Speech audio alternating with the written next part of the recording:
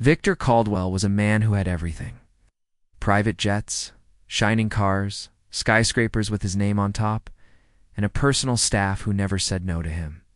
He was the kind of man who snapped his fingers and people ran to serve him. In the business world, people either feared him or tried to become like him. But in his heart, Victor had become cold, hard, and distant. Money had made him powerful, but it had also made him forget what it meant to be human. One rainy afternoon, Victor was on a business trip, heading toward a property his company wanted to buy in a quiet little town. He didn't like small towns.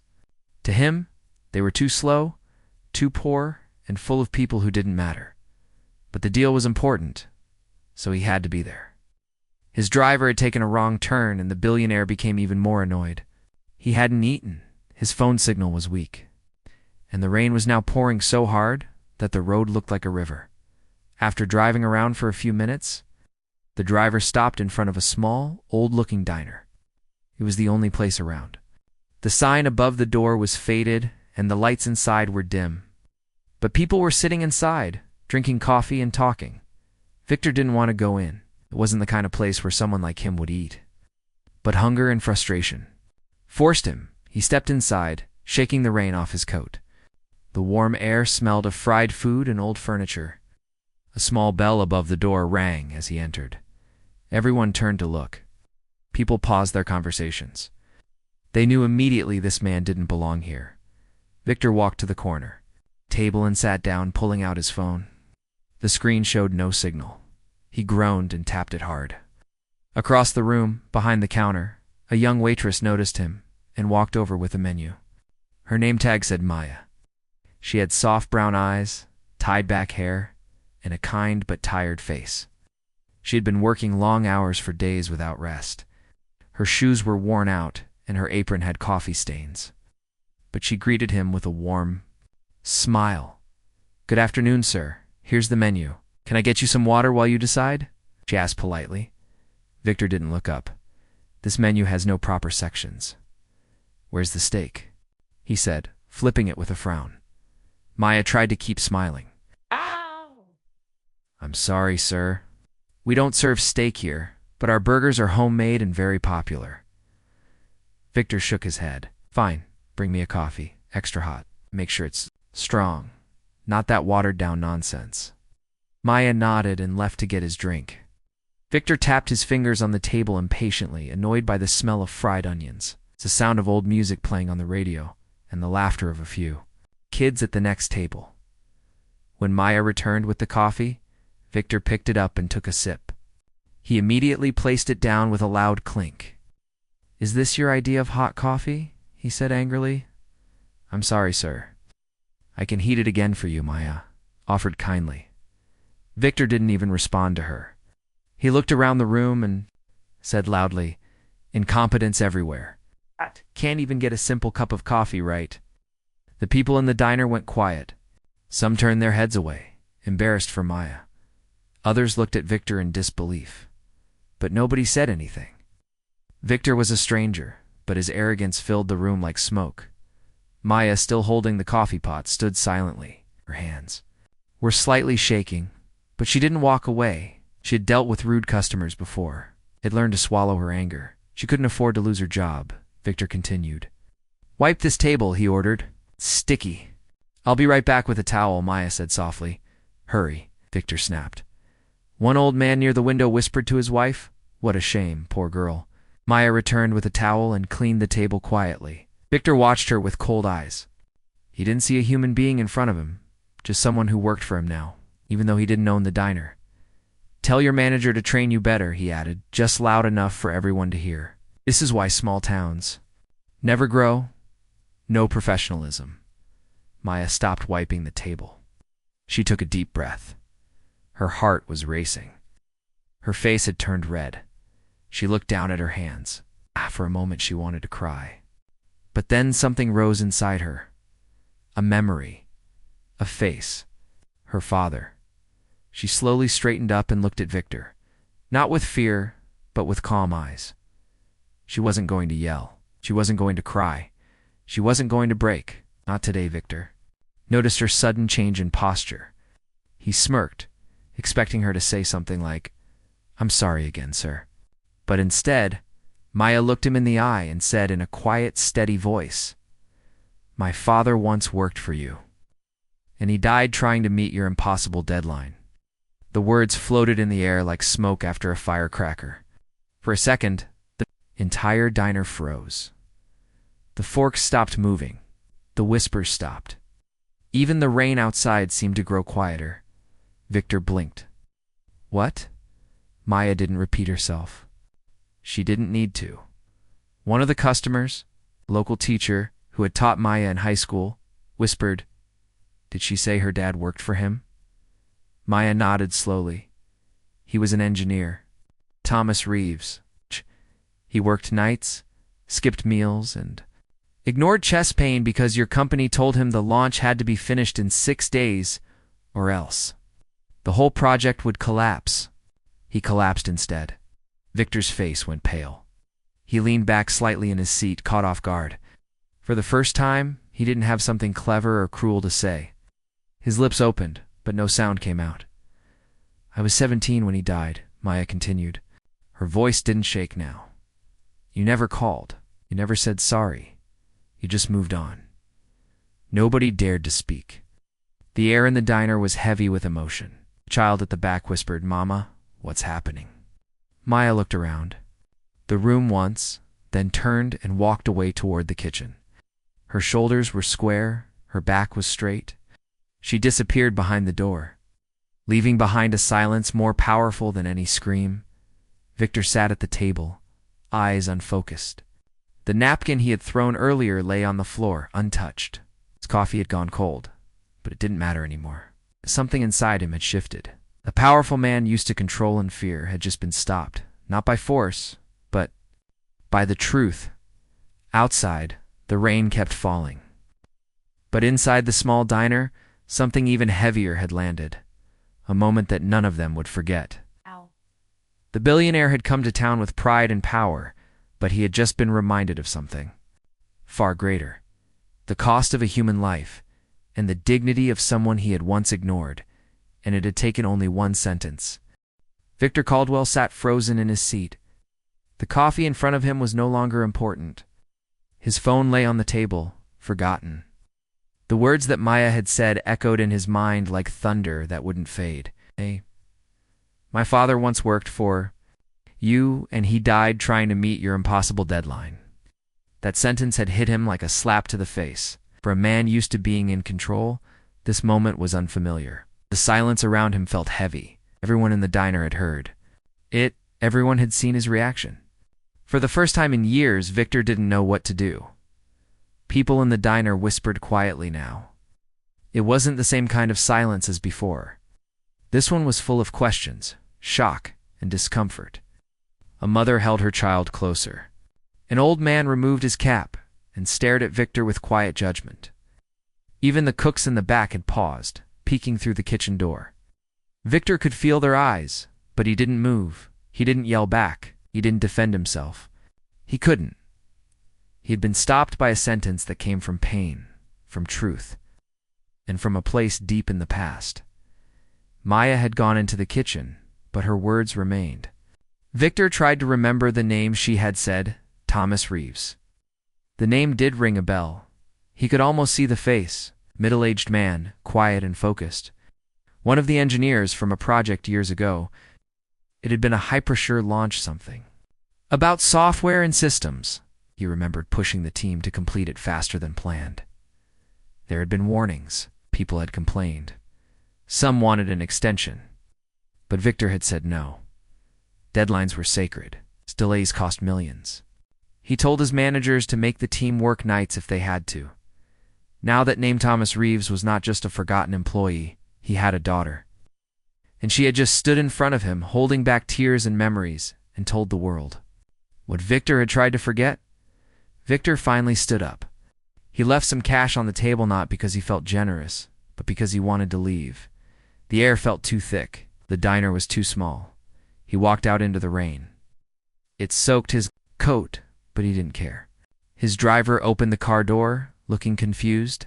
"Back to the hotel, sir?" the driver asked. Victor nodded but said nothing. He sat in the back seat staring out of the window. The raindrops on the glass reminded him of tears. Didn't like that thought, but he couldn't push it away. All the power, all the buildings. All the awards, none of it could undo the look in Maya's eyes when she told him the truth. At the hotel, he didn't eat. He didn't make calls. He lay on the bed in his expensive room, staring at the ceiling. The city lights outside flickered, but his mind was still trapped in the past. Slowly, the memories came back. He remembered Thomas, a smart man, always polite, always focused. He never argued, he just worked. Victor remembered a meeting where Thomas looked tired. He had dark circles under his eyes and coughed a few times during the presentation. Victor had ignored it. He had more important things to think about: investors, market launches, media headlines. At the time, Thomas was just another worker, nothing special. Replaceable, a week after that project ended, Victor remembered hearing that someone had collapsed, a heart attack. One of the engineers. Someone else had taken over his tasks. Nobody talked about it much. No one blamed Victor openly, but the guilt had been there, somewhere deep inside. Now, all these years later, that guilt had found a voice, and it had spoken through Maya. He turned on the television in the room, looking for distraction. But the news was boring, and his mind kept going back to the diner. He checked his phone. Still no signal. Maybe it was a sign. Maybe he wasn't supposed to escape this moment. Morning came, but Victor hadn't slept. He went to his laptop and opened an old folder of employee files. He searched for Thomas Reeves. After a few minutes, he found the file. There was a small photo, yes, that was him. The same kind eyes Maya had. The file showed details of his work, the long hours, the final project. There was also a short note from HR, passed away due to cardiac arrest, funeral attended by local staff. That was it. No letter of sympathy. No follow-up from upper management. Of his sacrifice. Victor leaned back in his chair. A strange feeling filled his chest. Was it regret? Was it shame? He didn't know. All he knew was that a young woman had told him the truth in front of a room full of strangers. And he couldn't ignore it anymore. Later that day, he received a call from his assistant, who had finally reached him after the signal returned. "Sir, we have a situation," she said quickly. "What now?" Victor replied. "There's a video going viral. Someone recorded your moment with the waitress. It's all over social media. People are talking." Victor's heart dropped. "What are they saying?" His assistant hesitated. "Well, they're not being kind, sir. They're calling you heartless. There's a hashtag trending. Hashtag remember Thomas. People are looking up the story. They want to know who he was. Some are calling for a company apology." Victor sat silently, breathing. Slowly, the situation was now public. The sentence that froze the diner had now frozen the internet. Strangers were sharing Maya's words. Others were sending messages of support to her. Some news outlets had already picked it up. "I'll handle it," Victor said finally, and ended the call. But the truth was, he didn't know how to handle it. His usual methods wouldn't work this time. It wasn't about lawyers or press. Releases. This was about a man who had been forgotten and a daughter who had reminded the world of his worth. Later that evening, Victor found himself searching online for more about Maya. He found a few local small stories about a girl who had lost her father young, who had taken 2 jobs to support her mother, who had dropped out of college because of medical bills. There was a photo of her receiving a community award for volunteering at a health clinic. Her smile in the photo was warm and real. Nothing like the tight, polite smile she had given him at the diner. Victor stared at that photo for a long time. He realized something strange. For the first time in many years, he felt small. Not in the weak way, but in the way people feel when they see something bigger than themselves. Maya's strength, her words, her courage, it all felt bigger than his wealth. He turned off the laptop. Outside, the rain had stopped. The sky was clearing. Stars were starting to show. Victor stood by the window, wondering what he could do next. But before that, he whispered something. Not to anyone, just to the air. I'm sorry, Thomas. The next morning, Victor returned to the diner. Same bell rang above the door. People looked up, surprised to see him again. Maya wasn't out front this time. Other waitress greeted him carefully. The manager came over, nervous but polite. Victor said, "I'm not here to cause trouble. I just want to speak to Maya, if she wants to." The manager nodded and went to the back. A few minutes later, Maya appeared. Her apron was cleaner today. Her hair was tied the same way, but her eyes held a quiet wall, not angry, not scared, but guarded. Victor stood. "Ow. I don't expect forgiveness. I just wanted to tell you. I remember him now. Your father, Thomas. I found his file. I saw the truth. I'm sorry, Maya. Didn't speak right away." She looked at him, not with hate, but with deep disappointment. "He was more than just a file," she said quietly. "He was my hero." Victor nodded. "I know, I should have known sooner." There was a long silence. Victor added, "If there's anything I can do, anything at all, you just have to say the word." Maya shook her head. "You can't bring him back. And you can't fix everything with money." "I understand," Victor said softly. "But maybe I can do something. To make sure no other daughter has to do what you did." Maya looked away. For a moment then said, "Then start there." Victor gave a small nod. No more words were needed. He turned and left the diner. The people inside didn't whisper this time. They just watched, thoughtful and quiet. They had witnessed something rare, a man broken by truth, and a young woman who reminded the world what really matters. The sentence Maya had spoken had changed. Everything. Not just for Victor, but for everyone who had heard it. Some truths are too powerful to ignore. And some words once spoken live forever. Victor Caldwell was not the kind of man who usually looked back. He believed that success came from always moving forward, always focusing on the next big thing. Regret was for the weak, at least that's what he used to think. But now something had changed. He couldn't stop thinking about Maya. He couldn't stop hearing her voice. That one sentence she said had become a kind of echo in his head. It followed him from the diner to the hotel, from the hotel to his flight back to the city. It was in his mind when he sat in meetings, and it was still there when he tried to sleep at night. He had built a life where no one questioned him. People obeyed. They flattered him, but Maya had not flattered him. She had stood in front of him and told him the truth he had buried, ignored, and tried to forget. Now he could not run from it. Something inside him had cracked. Back in his office, high in a glass tower overlooking the city, Victor sat alone. His assistant brought him reports, updates, and figures. But he barely looked at them. Instead, he opened a dusty file drawer that hadn't been touched in years. He pulled out old project folders, old employee records, and searched until he found everything connected to Thomas Reeves. There were emails, memos, and time logs. The deeper Victor looked, the worse he felt. Thomas had worked long hours much. Longer than anyone else. He had logged in late at night, early in the morning, on weekends. There were emails where he raised concerns about the pressure, about not having enough time to test the systems. Victor had replied once, simply writing, "Figure it out." That 3-word reply now made Victor feel sick. He kept reading.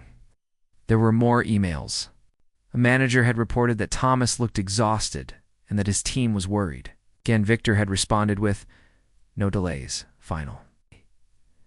And then, a few days later, a note from HR, "Employee Thomas Reeves passed away. Cardiac arrest." Scheduled next week, there was nothing else. No sympathy letter, no company statement, just silence. Victor had moved on, just as he always did, but now he couldn't. He searched the internet again for Maya. There wasn't much about her online, but what he found painted a picture of a hardworking, selfless girl. She had graduated top of her class, but didn't go to college because she had to care for her mother after her father died. She had worked in 2 diners, sometimes even 3 shifts in a row. She volunteered at a health clinic on her off days. People in her town spoke of her with admiration and love. Victor felt a strange mix of guilt and respect. He had once thought that only people with power, money, and fame mattered. But Maya had none of those things, and yet she had managed to do something no one else ever had. She had changed him.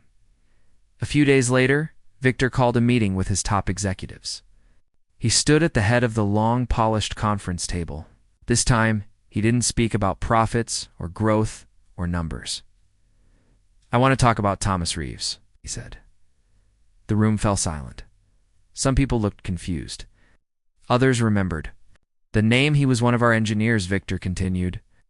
"He worked hard, too hard, and he died while working for us. He did nothing for his family. He never apologized. We never even remembered him." People shifted in their seats. Weren't used to hearing Victor speak like this. He took a deep breath. "That's going to change." Explained what had happened at the diner, about Maya, about what she had said. Some executives were surprised. Few were uncomfortable. But Victor didn't care. "I want a full investigation of how we treat our employees. I want a record of every time someone raised a health or safety concern and was ignored. I want to know how many hours people are working. I want a memorial set up for Thomas Reeves, publicly, where everyone can see it." His team nodded. They had no choice. But this time Victor wasn't pushing them out of pride. He was pushing them out of responsibility. Later that evening, Victor sat in his office alone, looking at a photo of Thomas that he had printed from the files. He whispered, "I'm sorry," again. This time, he meant it more than ever. Meanwhile, in the small-town diner, Maya was trying to live her normal life. But everything had changed. People came in not just to eat, but to ask about what had happened. Reporters called, bloggers wrote articles. Customers left notes and gifts, some said. She was brave. Others thanked her for standing up to someone powerful. At first, Maya didn't know how to handle the attention. She hadn't spoken out to become famous. She had only spoken because the pain in her chest was too heavy to keep quiet any longer. For years, she had watched her mother cry in silence, struggle with bills, and remember a husband who died trying to be loyal to a company that forgot him. Maya had cleaned tables and served coffee, all while carrying that weight. Now, the world finally knew. One morning, her manager handed her a letter. Had no name on the front, but the paper was thick and expensive. Maya opened it slowly. Inside, there was a simple message. You were right. He should not have been forgotten. His name will now live on. And I will make sure his story changes how we treat every employee. Thank you. BC tears filled Maya's eyes. She folded the letter carefully and placed it in her pocket. She didn't know what Victor was planning, but for the first time, she felt seen. In the city, Victor kept working. But not the way he used to. He visited departments personally. He asked questions he never asked before. Are you okay? The hours fair? Do you feel heard? Some employees didn't trust him at first. They thought it was an act. But slowly, they saw the difference. Victor started a foundation in Thomas Reeves's name, provided scholarships to the children of employees who had passed away. It also gave emergency support to families in crisis. He made sure Maya's town diner received a donation not to buy silence, but to show respect. But Victor didn't stop there. He went through old cases, called families who had lost loved ones while working for him. He apologized to them personally. Some accepted his apology, some didn't. But he kept calling. The press was watching. Some said it was all for image. Others said the man was finally growing a heart. But Victor didn't care what they said. He wasn't doing it for headlines. He was doing it for Thomas, for Maya, for himself. One evening, while sitting alone in his home, Victor looked through a notebook filled with handwritten stories. He had asked employees to write about their family members who had worked at the company. Page after page, he read about people who had given their all. Some had been rewarded. Others had been forgotten. Victor read every story, and with each one, the wall around his heart began to fall. Maya, on the other hand, slowly began finding peace. Her mother was doing better. The attention had quieted down, but people still smiled at her with respect. She framed Victor's letter and placed it beside her father's photos. She didn't forgive everything, but she appreciated the change. She believed people could grow, even people like Victor. She didn't know that Victor was still thinking about her every day. He hadn't spoken to her again, but her words had become a kind of compass for him. Whenever he faced a difficult decision, he remembered that moment in the diner, that one sentence. One day, Maya received another letter. This time it came with documents. It was an offer an anonymous scholarship to any medical school of her choice. Full tuition. Books, housing, everything. She sat down on the diner floor and cried. She didn't need to ask who had sent it. Far away in a quiet room with floor-to ceiling windows, Victor smiled for the first time in weeks. He hadn't bought forgiveness. He hadn't fixed the past. But maybe, just maybe, he had started building something better, and it had all begun with one sentence. Victor Caldwell had changed, but he knew the change wasn't complete yet. He had apologized. He had sent the scholarship. He had launched a foundation in Thomas Reeves's name. People were talking about it. Some praised him. Some still doubted him, but Victor didn't care what the world thought anymore. He cared about something else, about fixing the mistakes that had once destroyed people's lives. And more than anything, he couldn't stop thinking about the girl who had caused all of this change with one powerful sentence. Maya. He wanted to see her again. It's not because he needed to clear his name, and not because he wanted attention. Just felt there were still words unspoken between them. A piece of the past still hanging between her eyes and his. He wanted to look her in the eyes again. This time not as a billionaire or a customer or a man of power, but as a man who finally understood what he had done. So one cloudy afternoon, Victor got into a car and told his driver to take him back to that small town. No assistants, no cameras, no fancy suit, just him. The road was quiet, the same road that had led him to that diner the first time. But this time, he wasn't hungry for food. He was hungry for truth. When he reached the diner, he paused before entering. He stood outside for a moment and looked at the old building. It hadn't changed. The sign still hung a little crooked. The window still had smudges. The people inside still looked like they were part of a different world, a world where kindness mattered more than profit. He pushed the door open slowly. The bell above rang gently. Some of the regular customers turned to see who had come in, and a few of them recognized him. There were whispers again, just like the last time. But Victor ignored them. His eyes searched for Maya. She wasn't at the counter. Another girl with glasses was taking orders. A middle-aged man stood behind the coffee machine. Victor walked to the corner table where he had sat that first day, the table where everything had started, sat down and waited. A few minutes later, the manager approached him. It was the same man from before, short, with graying hair and kind eyes. He looked cautious. "Mr. Caldwell," he said politely, "can I help you with something?" Victor stood up. "I'd like to speak with Maya, if she's here." The manager hesitated. "She is, but only if she wants to. I won't ask her to do anything uncomfortable, please," Victor replied. "Just let her know I'd like to talk. Nothing more." The manager nodded and walked to the back. Victor sat down again and waited, watching the rain begin to tap gently on the windows. After a few minutes, Maya appeared. She looked the same: simple clothes, clean apron, hair tied back. But her face was stronger now. Her shoulders stood taller. The fear was gone. She had become someone who carried pain, not with sadness, but with power. Victor stood as she came. "Closer. I wasn't sure you'd want to see me," he said. Maya looked at him calmly. "I didn't, but I also didn't want to run away from this." Victor nodded. "Can I talk to you for a few minutes? Just outside?" She looked at the clock, then at her manager, who gave a small nod. She took off her apron and walked outside. With him, they stood in the parking lot, the air cool and fresh after a light rain. "I don't know where to begin," Victor said slowly, "but I wanted to say thank you. You changed my life." Maya looked at him with surprise, but didn't. "Speak. You stood up to me," he continued. "And not with anger or hate, but with the truth. I didn't see your father as a person before, just a worker, a line in a report, but now I do. I see what he was: a father, a husband, a man who gave everything for his family. And I ignored that." Maya crossed her arms. You did more than ignore. You used him. Victor nodded with shame in his eyes. Yes, I did. I pushed him too hard. I gave him pressure instead of support. And I gave you and your mother silence instead of help. There was a pause. A soft wind blew. I started something in his name. Victor said, a foundation. It won't bring him back. Nothing can. But it's helping other families. It's helping workers be heard. I've changed how my company works.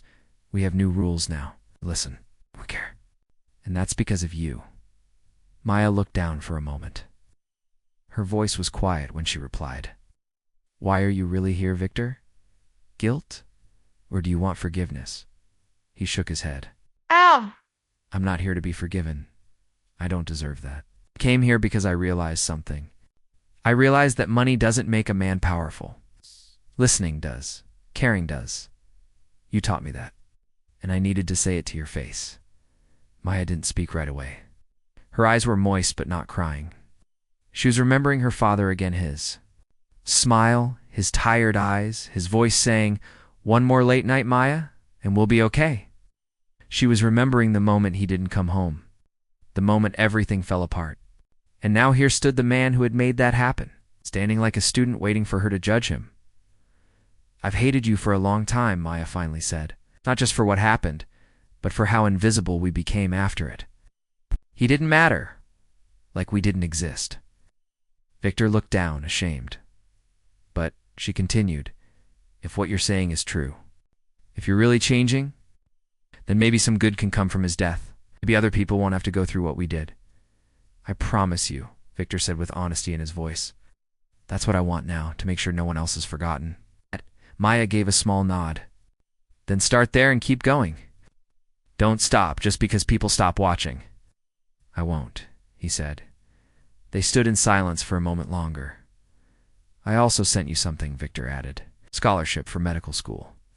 I didn't put my name on it because I didn't want you to feel like you owed me anything. I got it, Maya said. I knew it was from you. Will you use it? I haven't decided yet, she admitted. It's a big step. You'd be amazing, he said. Maya gave a small smile. I'd do it for him. He always wanted me to go. Victor looked at her with something close to admiration. He'd be proud. He already is. They stood together for another quiet. Minute, there was nothing more to say. Some things, no matter how many words you use, can never be undone. But sometimes, two people standing in the same place with truth between them is enough. Victor turned to go. He didn't offer a handshake. He didn't ask for a photo or a headline. He just nodded respectfully and walked back to his car. Maya watched him go. She didn't know if she'd ever see him again. But she also didn't care. The pain she had, carried for so long now, felt lighter. The silence that had surrounded her father's death had been broken. Her words had reached the man who needed to hear them most. She walked back into the diner, tied her apron, and got back to work. But inside, her heart, something had shifted. A door had opened. A wound had begun to heal, and far away, Victor sat in his car, feeling something he hadn't felt in years, peace. Because sometimes, the most powerful thing a person can do is not make money or build empires, but look into the eyes of someone. They hurt and say, I see you now, and I will not forget. That was the moment that truly changed everything. Not the diner, not the video. But this meeting face to face with no audience, no cameras, no noise, just truth. And two people finally seeing each other, not as enemies, but as human beings. Victor Caldwell's life was changing in ways he never expected. The man who once yelled in a small diner, demanding respect and showing no care for others, was slowly becoming someone different. It wasn't easy. No, the road to change was long and full of challenges, but Victor was determined. He knew now that money and power were not enough. What mattered was kindness, respect, and making things right. After his meeting with Maya, Victor returned to his company with a new purpose. He wanted to show everyone that he meant what he said. He didn't want to be just a businessman who apologized in words, but kept doing the same things behind closed doors. He wanted real change. Victor called a big meeting with all his top managers and leaders. The room was filled with people in sharp suits, all waiting to hear what their boss had to say. Victor stood at the front looking serious but hopeful. From today, he said, our company will be different. We will listen to our employees. We will make sure they are treated with respect and fairness. We will never forget the sacrifice of Thomas Reeves or any other worker who gave their all for us. He introduced new rules to protect workers. More impossible deadlines, no more ignoring health problems, no more silence when someone is hurt or struggling. Victor made it clear that these were not just words. There would be action and consequences. At the same time, Victor's foundation started helping families who had lost loved ones working in tough conditions. Scholarships were given to children who wanted to study. Medical bills were paid for those who couldn't afford treatment. The company began hosting workshops about health and safety for its workers. Back in the small town, Maya's life began to change too.